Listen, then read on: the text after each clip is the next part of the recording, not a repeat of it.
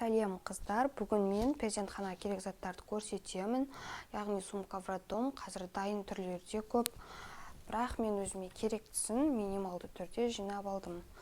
Ең алдымен бізге обменная карта және удостоверение, договор болатын болса, егер отамен босансаңыздар, документтеріңізді алып аласыздар қосып, и наушник, зарядчик. Ең алдымен ванный халат керек, осындай қалың жылы, бізде қазір күн суық болғандықтан. Және де осындай ескі сорочка керек. Ескі немесе ең арзан түрін алсаңыздар да болады. Что босаған кезде жалко болмас үшін бәрібір тастайсыздар оны. Енді іш киім, ол для кормления, емізуге ыңғайлы осындай түрлері бар. Алсаңыздар болады, 2 штук, 3 немесе өздеріңіз қалғанша көп емес алсаңыздар болады. И носочки, трусы, осындай жууға ыңғайлы болу үшін резиновый тапочка керек.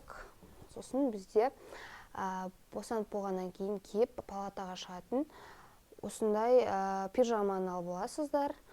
И баланың заттары белгілі, ол шапка, носки, қолғап және де осындай киімдері туылған кезде киетін бони, сондай заттар керек. Өздеріңіз таңдап ала бересіздер. Босанған соң орайтын және палатаға шығарда, палатада выпискасында орайтынды да алып алсаңыздар болады 3-4 түрінен. Енді осындай урологический прокладки аласыздар, және де взрослый осындай памперс 2-3 штуктан алып аласыздар. Енді балаға памперсті осылай 7-8-10 салып алсаңыздар болады. Барлығын апарудың қажет жоқ, орынды да алады, еще бәрі қолданбайсыздар барлығын. И бізде балаға арналған осындай бутылка, және де мен сразу сол роддомда палатаға шыққан соң үйретемін деп осындай алдым. Бұны қайнақ суға салып, бір ыдысқа тағы салып алуым керек.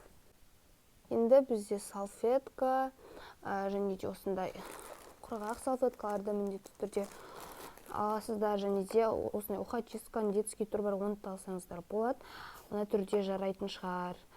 Енді осындай өзімізге палатада керек болатын заттарды аламыз. Егер керек десеңіздер, барлығын алып алсаңыздар болады. Четка, паста, и бұған мен косметичкамды салуым керек. Осы заттар барлығы керек болатын.